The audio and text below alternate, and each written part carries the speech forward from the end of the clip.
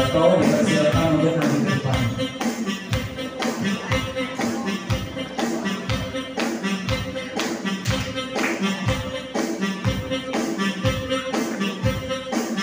Tamu undangan dipersilakan untuk nyanyi bersama. Pemotongan tumpeng.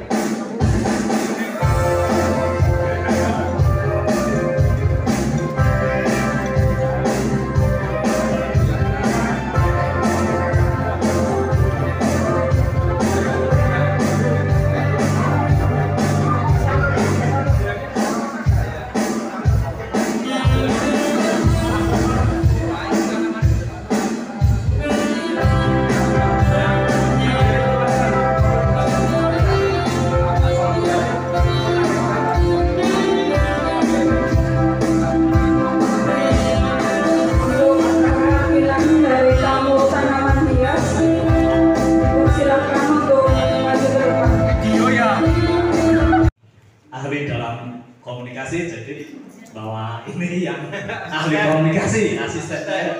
Ini kebetulan kisah sukses dia dari sekitar 3 tahun lalu bergerak di bidang keladi, bisa bangun rumah dari keladi. Jadi potensi ke depan keladi masih sangat luas, walaupun mungkin sedikit turun, tapi karena perbanyakannya cepat, bisa unik-unik juga warnanya, masih di masyarakat masih sangat diminati. Walaupun sekarang kalau di Banjarnegara terhitung belum familiar. Nah, ke depan mudah-mudahan banyak lagi penyilang-penyilang dan pembudidaya keladi seperti Mbak Talita ini yang baru sebentar tapi lumayan sukses lah. Kemudian untuk budidaya keladi itu sebenarnya gampang. Jadi dari perbanyakan juga gampang, perawatan juga relatif lebih gampang. Syaratnya cuma media yang subur, gembur dan poros itu, terus air cukup, itu aja sih sebenarnya. Sebenarnya media juga sama dengan aglonema dan aglonema yang lain juga bisa. Untuk cara-cara penyilangan mungkin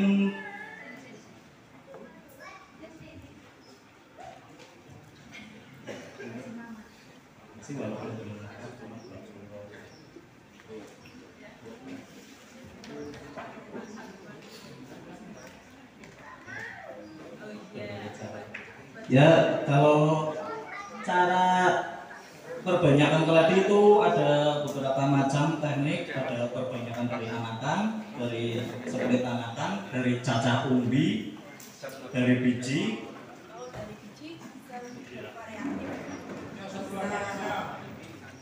Kalau misalnya diperbanyak dari biji itu bisa lebih banyak warna, muncul macam warna-warna baru. Tapi kalau misalnya dari anakan atau cacahan kayak gitu, ya biasa ya Pak, ngikutin induknya. Tapi kalau misalnya dari biji itu misalnya satu tongkol aja ya Pak ya, itu bisa jadi ratusan warna, hampir semuanya itu beda, nggak sama ya Pak. Jadi kalau dari biji itu sudah dipastikan jenis baru.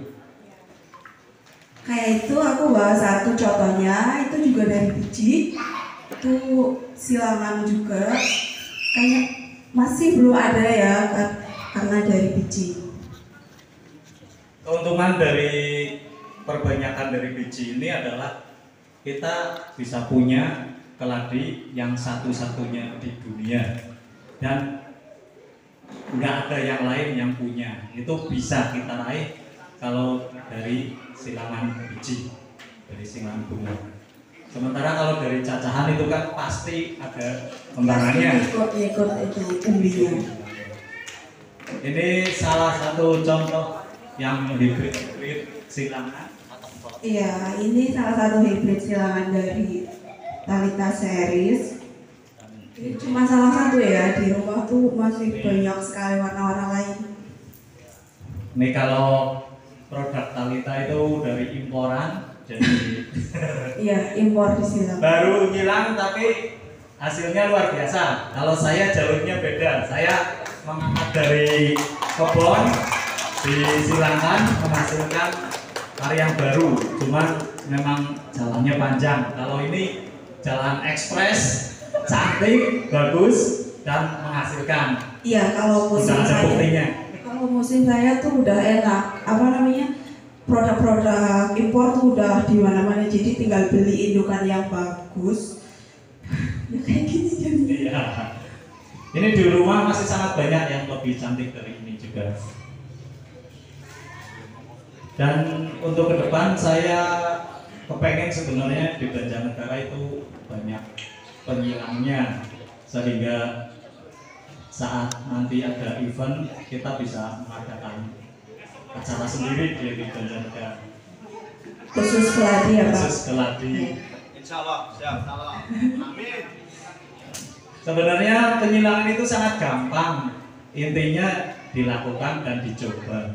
Iya. Kalau hanya di angan-angan pasti nggak bisa. Tapi kalau dilaksanakan sebenarnya sangatlah mudah dan siapa saja sebenarnya bisa melakukannya.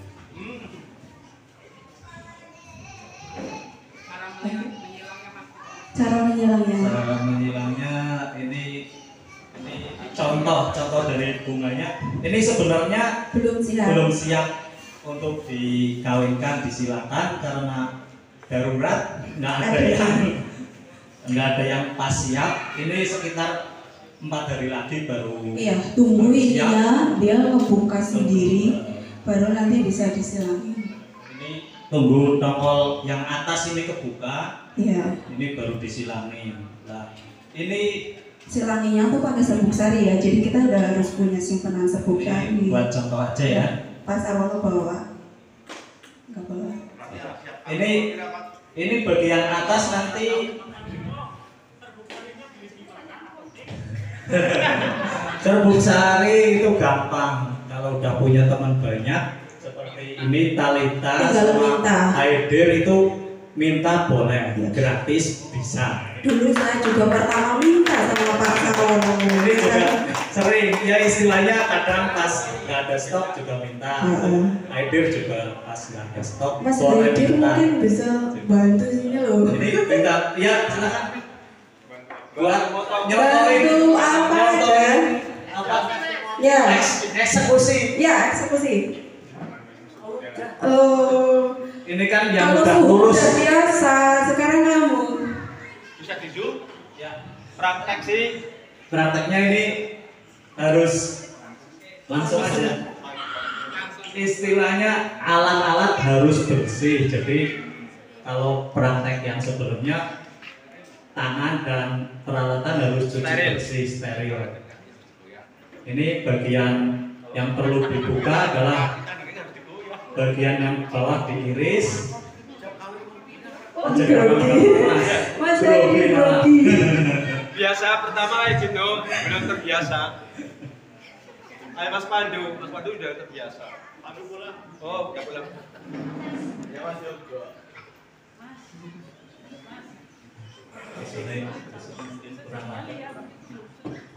Pangkatnya masuk yang Mas, Kayaknya grogi masih.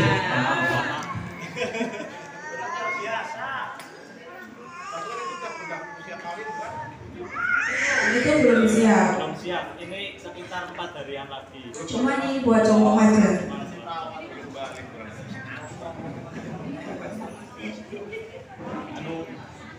Sebenarnya saya tadi di WA ada Pak. Ngomong kalau bawah. Nah, ini udah terbuka ya. Ini bagian atas nanti bagian jantannya. Ini yang keluar serbuknya ini dari atas. Yang bagian bawah itu yang betina, yang bagian untuk diserbuk.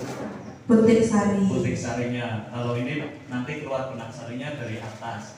Untuk penyerbukan itu tinggal dioles serbuk. Serbuk itu bisa disimpan di kulkas. Bisa disimpan di kulkas, bisa sebulan lebih. Jadi sebenarnya itu sangat gampang untuk mengatasi serbuk itu. Asal punya indukan lumayan banyak, pasti dapatlah kalau untuk menyimpan ini ya, serbuk. misalnya kan teman-teman tuh nggak punya banyak lagi, cuma punya 1 apa 2 gitu ya. Ini baru berbunga kan nggak bisa disilangin, itu bisa dipanen aja dulu serbuk sarinya, terus disimpan di kulkas. Nanti kalau ada yang berbunga lagi baru dipakai buat ngolesin. Yang berikutnya itu simpan di kertas bisa kayak gini. Kalau ini simpan ala kadarnya, ini kekuatan simpan kalau yang seperti ini paling 1 bulan di kulkasnya, bukan di freezernya, Di pintu. Nah kalau mau lebih lama lagi bisa disimpannya pakai kertas kayak gini, terus dilapisi aluminium foil, terus di wadah box yang kedap udara, masukkan kulkas, itu jauh lebih jangka waktunya bisa lama, 3 bisa bulan sampai ya? ya bisa 3 bulanan. Jadi kalau untuk stok serbuk sari itu sebenarnya kalau memang niat itu bisa gampang. Nah ini kalau untuk pengolesan serbuk ini bisa pakai tangan langsung, bisa pakai cotton bud, bisa pakai alat apa saja. Yang penting intinya adalah serbuk sari ini nempel di bagian putih yang bawah ini, yang pentol-pentol ini. Jadi bisa dipakai pucuk pisau kayak gini juga bisa sampai teroles rata semua. Pakai tangan kayak gini juga bisa dioles kayak gini. Pakai cotton bud juga bisa. Intinya cuman menempelkan si serbuk sari ke putih. Kayak gitu aja. Nah, kalau sudah kita ini misalkan udah di serbuk merata kayak gini ya. Kalau udah serbuk merata, kalau di ruangan tertutup ada atapnya di greenhouse kayak gitu, nggak usah ditutup sumbu apa-apa, nggak masalah. Cuman kalau di luar harus pakai tutup plastik paling enggak, atau kalau enggak ini tutup alaminya juga bisa kayak gini. Dikembalikan ke sini, nanti kan ini udah otomatis memayungi si putih ini. Nah untuk menjaga agar ini aman dari gangguan, tidak patah dan sebagainya, biasanya saya ikat pakai plastik kayak gini, terus di kode penyilangannya, serbuknya apa, ini induknya apa, terus diikatkan di sini. Mas Haidir, tolong itu jenengan praktek untuk pengikatan. Dari sana jenengan dari sebelah sana, jadi biar tahu. Nah, itu bisa diikat untuk menjaga biar enggak sengklek. Ini intinya ya kayak gitulah intinya. Kami seorang kurang dhuwur mikir Haidir. Ya. Senengnya Ini kalau saya biasanya praktisnya cuma pakai tangkai bunganya langsung, tapi kalau teman-teman yang lain ada yang pakai Cari penyangga ya Pak? penyangga lain. Penyangga. Ya. Penyangga dari bambu. Itu sih aman juga, tapi kalau saya yang sering pakai itu aja udah cukup. Setelah diserbuk ini paling lama itu 2 bulan sudah matang, paling lama. Padahal yang paling sering itu 1 bulan sampai 45 hari itu yang paling sering. Kalau paling lama sih 2 bulan. Itu tapi jarang banget yang sampai 2 bulan. Tapi pada intinya semakin lama dia matang, kualitas biji semakin bagus, semakin germinasinya semakin bagus juga. Banyak yang tumbuh, intinya kayak gitu. Ciri. Nanti rontok sendiri. Kalau belum rontok jangan dipanen. Ini kalau nanti hampir matang, saya biasanya pakai bungkus plastik kayak gini juga, dibungkusin sampai ke bawah ini biar kalau rontok itu nggak kemana-mana, aman. Nanti rontoknya tetap di dalam plastik ini, nggak berjatuhan kemana-mana sehingga nggak ambil satu-satu kayak gitu. Waktu penyilangan yang ideal itu tergantung bunganya Mas. Mekarnya itu kapan? Kadang pagi, kadang siang, kadang malam. Ya begitu bunga mekar itu siap disilang. Intinya kayak gitu. Pada musim-musim tertentu sering malam, kadang juga siang, kadang juga pagi. Jadi nggak mesti. Jangan terpatok waktunya, tapi patokannya adalah bunganya. Tingkat keberhasilannya di musim-musim apa Mas Bono? Nggak ada musimnya. Kalau keberhasilan ibaratnya hampir selalu berhasil. sama kita lah, nggak pernah meninggal waktu. Iya. Intinya mudah lah, gampang berhasil. Ini juga Haidir sudah lumayan banyak menyilangkan. Jadi ke depan mungkin dia yang tampil di Perkeladian Banjarnegara. Yang sukses berikutnya di Amin.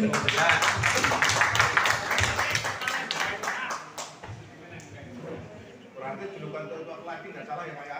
Enggak, karena memang tuh cantiknya tuh kalau udah tua. Cantiknya kalau udah. Iya. Ini juga ini belum warna belum keluar.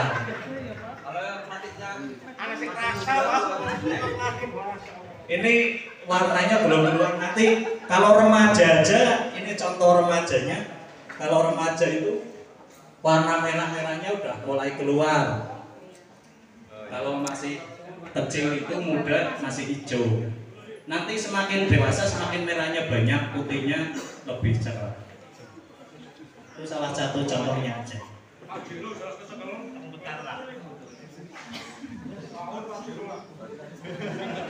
Ada yang mau ditanya lagi? Proses semai.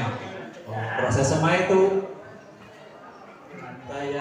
kayak biji-biji. Kayak nyemai biji pada umumnya aja, cuman pakai media tanam lumut ya Pak kalau nyemai. Media tanam juga kalau saya udah coba berbagai macam media sama aja berhasil juga. Kalau saya pakai media massal nggak tumbuh Pak, harus pakai lumut. Kalau intinya yang gembur kayak gitu. Tanah murni juga bisa, lumut bisa, moss juga bisa, bahkan kokopit saya coba juga bisa. Jadi berbagai macam media sudah saya coba dan bisa. Cuman memang kalau lumut itu kan lebih poros dan lebih lembab, lebih tumbuhnya juga lebih bagus lah intinya. Tapi intinya kalau nggak ada lumut, yang lain juga bisa, pakai tanah biasa juga bisa.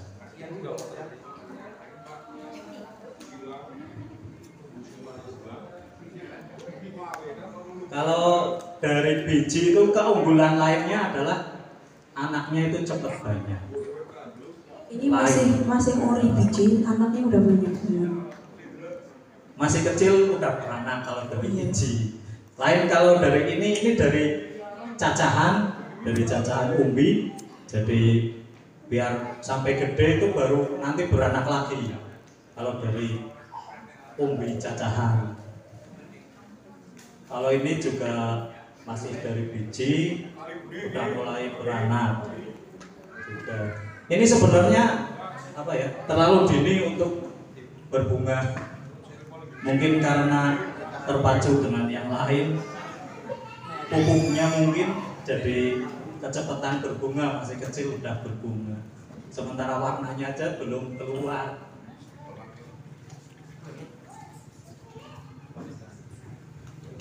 Mungkin kayak gitu Pak. Iya, mungkin kayak gitu aja. Apa masih ada yang mau ditanyain? Monggo ya mau tanya.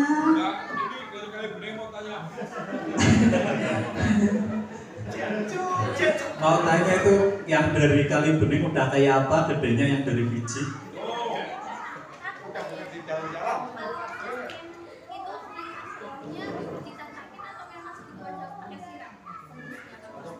Suka-suka sih sebenarnya tergantung kitanya, orangnya, maksudnya perawatannya itu tergantung kita. Kalau kita memang bisa merawat tiap hari siram nggak apa-apa. Cuman kalau kayak saya kan orangnya agak malas. Jadi kalau kita kan banyak tanaman ya Pak, jadi enaknya pakai tatakan yang lebar kan kita tinggal juruk di satu tempat. Kalau misalnya nggak dipakai tanakan, kita kan harus nyiram satu-satu kayak gitu. Lebih praktis ya pakai tatakan. Iya praktis buat produksi itu lebih praktis. Bisa ditinggal-tinggal juga. Kalau pakai tatakan kan seminggu nggak habis. Kita mau pergi kemana-mana nggak kepikiran nyiram, nggak kepikiran apa-apa. Cuman kalau yang perawatan tiap hari disiram nggak pakai tatakan kan mungkin 3 hari ke depan udah kering, harus disiram lagi gitu. Kalau bagusnya sih tiap hari basah. Jadi kalau tanaman lain media sama sebenarnya, cuman bedanya perawatannya di airnya aja. Kalau agro mungkin Enggak tiap hari disiram, Nggak suka air. nggak suka air, tapi kalau keladi Lebih sangat suka air. Jadi tiap hari disiram nggak masalah. Cuman saya sekarang juga lagi uji coba aglo pakai sistem perawatan keladi juga. Jadi saya rendam 100% rendam di air. Alhamdulillah ada yang udah setengah tahun, setahun survive juga, bagus juga, subur juga. Yang busuk banyak. Yang busuk alhamdulillah belum ada. Karena memang sebenarnya kuncinya di media sebenarnya. Kalau medianya bagus poros, aglo pun direndam kayak keladi juga bagus-bagus saja. Mungkin si itu Mas Panjul udah pernah survei ke tempat saya dan teman-teman yang lain juga. Jadi aglo juga saya sistem rendam seperti keladi juga. Gitu. Kalau perbanyakan mungkin kalau dari biji masih jarang yang di Banjarnegara itu masih jarang yang bermain dari biji keladi. Cuman sih saya di Banjarnegara mungkin sekitar baru ada 5 orang yang sudah lulus istilahnya bisa menghilangkan, cuman sebagian tidak fokus jadi kurang maju sampai sekarang ini. Kalau dari Wonosobo ada beberapa orang terutama di Kecamatan Sukoharjo itu sudah saya tulari itu cara penghilangannya seperti Pak Pono itu, Pak Pono sama Mbak Oti itu juga udah bisa menghilang.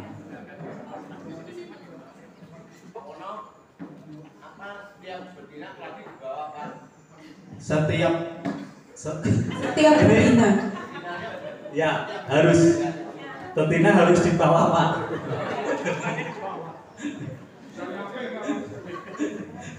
Beda sama yang lain ya Pak. Dan ini sebenarnya hampir semua aroid. Kalau itu Pak Ismail kan istilahnya juragan pilo-pilo ya, itu yang luar biasa. Itu juga sistemnya sama seperti ini. Jadi kalau aroid itu rata-rata matang kelamin jantan sama betinanya itu beda. Jadi harus matangnya itu betina dulu, betinanya siap, jantannya belum siap. Jadi memang jantannya harus pakai yang lain. Nah kalau bunga lain kan mungkin jantan sama betinanya matangnya sama, jadi langsung juga bisa. Makanya kalau di alam itu ibaratnya nggak ada biji keladi karena itu matang kelaminnya beda antara jantan sama betina, jadi harus dibantu penyerbukannya. Untuk pilo juga sama, pilo bentuk bunganya sama seperti ini, terus tongkol atas ini juga nanti keluar serbuknya, bawahnya juga ini buat putiknya. Jadi kalau hilang pilo itu sama seperti hilang keladi, sama persis. Bedanya nanti paling kalau pilo bagian tongkol yang jantan ini ada lengket-lengket kayak lemnya itu, lendir-lendirnya juga. Kalau ini enggak, kalau keladi yang ada lengket-lengketnya yang betinanya aja. Kalau di pilo nanti atasnya juga ada keluar lengket kayak lem kayak gitu, kayak semacam Lengket deh. Mungkin kayak ya kalau intinya kayak gini, kalau keladi, pilo, aglonema itu mateng betinanya itu saat mekar awal harus kita eksekusi. Yang betinanya itu harus diolesi serbuk sari, dan serbuk sarinya itu cari dari bunga yang lain yang udah matang sebelumnya. Nah ini nanti setelah ini disiram, besoknya ini kan keluar serbuk sarinya. Nah, serbuk sarinya kita panen buat kilang yang lain, atau kalau belum ada kita simpan lagi seperti ini terus disimpan di kulkas buat yang bunga berikutnya, bunga yang mekar berikutnya. Kayak gitu. Keunggulan dari biji itu salah satunya tadi sudah dikatakan, jenisnya baru, varian baru, dan beda dari yang sudah ada. Terus banyak. Kalau dari biji itu bisa sampai ratusan sampai ribuan biji satu tongkolnya itu. Jadi untuk perbanyakan sebenarnya sangat cepat. Lebih cepat. Nyilangin satu tongkol aja udah bisa penuh ya Pak, satu RT. Bisa nyilangin satu tongkol itu satu rumah penuh. Di Karangkobar susah tumbuh. Satu rumah penuh terus dibuat bikin rumah sama dia. Alhamdulillah ini Mbak Siti ini sudah sukses. Amin. Amin. Hadir dan saya mungkin nyusul berikutnya Pak. Wong yang sukses dulu dan Pak Sarwono saya ngikut kok. Saya belum bisa bikin rumah. Rumahnya cuma rumah bunga, belum rumah orang. Saya nggak bikin, cuma renovasi. Bikin tukang. Oke, Pak Sai.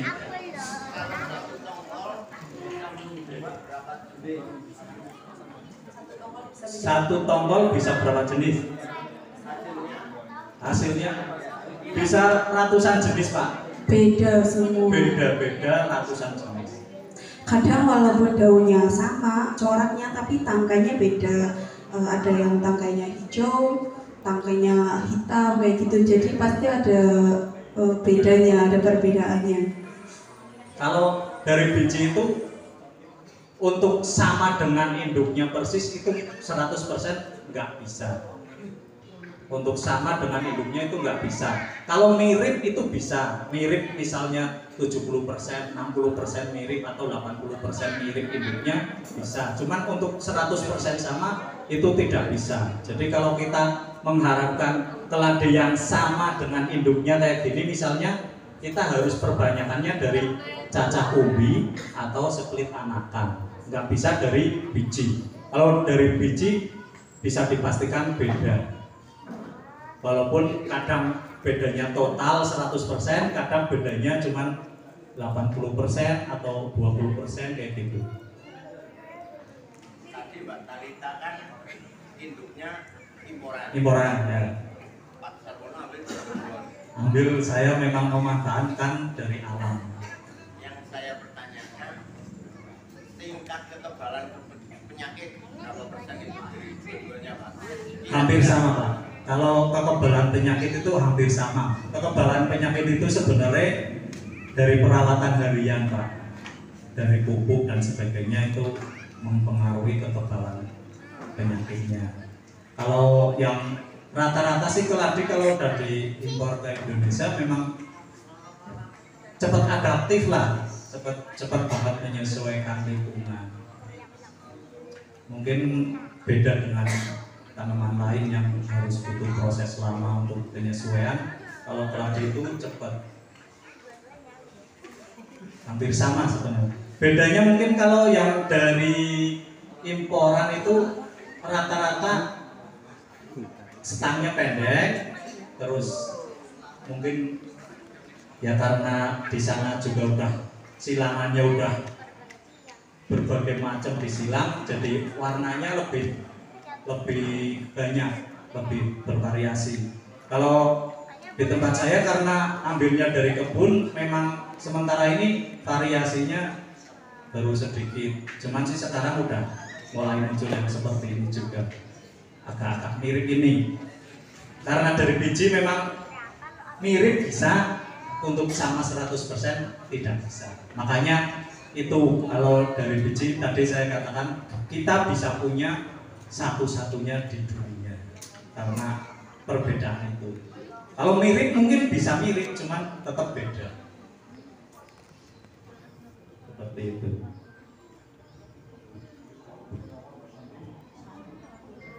Jadi kalau pengen yang sama persis harus dari umbi atau split anakan.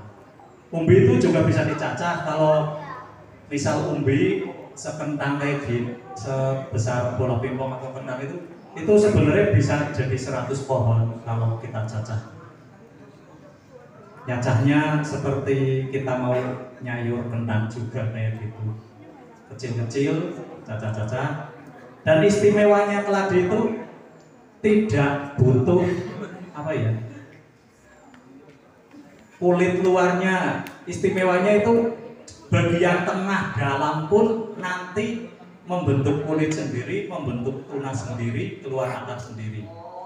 Lain, beda dari yang tanaman lain. Kalau tanaman lain mungkin harus hati-hati, kayak aglonema misalnya. Aglonema kita harus ada ruasnya istilahnya, karena mata tunas pasti tumbuhnya nanti di sekitar ruas itu. Kalau ini bebas, mau cacah-cacah sambil merem, sambil Digeprek juga bisa. ya digeprek bisa, bebas. Intinya sangat mudah kalau keladi itu. Itu salah satu kelebihan juga kekurangan keladi karena saking gampangnya. Jadi semakin kesini semakin banyak keladi yang serupa. Itu Pak, cara penyemaiannya itu gimana? Disebar apa dipendem? Kalau persemaian sama kayak biji lain, cuman ini nggak ditimbun, cuma ditabur aja di atas media. Terus disungkup. Terus sungkup kalau nggak ditatakan air. Medianya pakai apa itu kalau yang Media itu tadi udah disebutkan bebas. Bebas. yang cacahan? Bebas. Cacahan juga. Cacahan lebih gampang lagi. Oh. Cacahan juga bebas. Yang penting kalau cacahan itu awal menanam cacahannya itu nggak boleh kena pupuk. Kalau kena pupuk riskan, rawan busuk. Berarti medianya harus murni. Ya intinya jangan pakai pupuk dulu kalau untuk masa awal menyemai cacahan itu. Kalau udah tumbuh sih nanti bebas lagi, bisa ganti media yang biasa lagi. Terus ada lagi. Berapa lama umbi keladi bisa disimpan tanpa ditanam? Kalau praktek saya lebih dari setahun bisa. Pak, kemarin tuh awal keladi meledak, saya kan buka PO dari Florida. Itu di jalan sampai 4 bulan. Gak apa-apa. Aman. Kalau saya seringnya sih setengah tahun lebih sedikit. Kalau untuk simpan umbi, kayak yang di jenengan itu yang galaksi dulu kan cuma umbinya aja. Itu disimpan. Biasanya kalau saya simpannya setengah tahun lebih. Nanti kalau ada yang order kondisi kering, kirim itu kirim pas dulu booming itu kan sehari bisa sampai kirim 20 kilo umbi galaksi aja. Dan galaksi itu gudangnya itu di Banjarnegara. Gitu. Wajib kering karena keringnya tapi kering angin, bukan kering dijemur. Intinya kering kena angin itu kering sendiri lah. Kalau basah nanti busuk atau tumbuh. Itu ada dua kemungkinannya. Kalau basah itu bisa tumbuh, bisa busuk. Tapi kalau kering itu aman. Biarpun berbulan-bulan, bahkan 1 tahun pun bisa. Jadi ke depan kalau prospek mau ekspor, mudahnya ya umbinya. Kalau keluar negeri, jadi kirim berapa bulan pun sampainya aman. Berarti itu yang umbi dicacah itu langsung disemai itu bisa Pak? Memang langsung dikeringkan dulu? Itu kalau cacah umbi nunggu sayatannya itu kering. Sayatannya loh, bukan umbinya yang kering, tapi bekas sayatannya itu lokanya, intinya lokanya itu kering angin. Sehabis kering angin biasanya cuma butuh waktu sekitar 2-3 jam udah kering biasanya kalau lagi cuaca panas.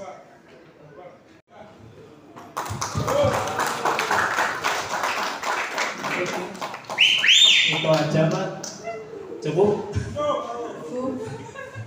Ya, makasih sebelumnya minta maaf karena memang gagap, nggak terlatih, nggak Iya, biasa. belum terbiasa tampil di depan banyak orang. Jadi sebelumnya mohon maaf kalau ada salah-salah kata dan ucapan.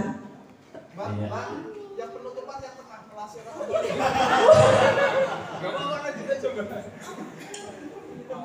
Kalau ada pertanyaan-pertanyaan lain bisa hubungi Mas Aidil.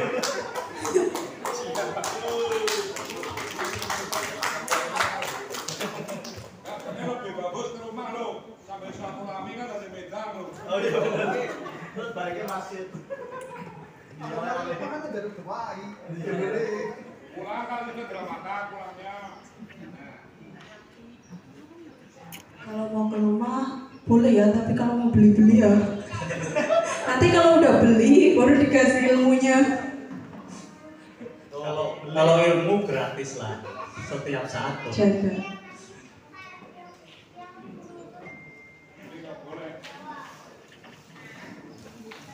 Ya udah, mohon maaf sebelumnya. Wassalamualaikum warahmatullahi wabarakatuh.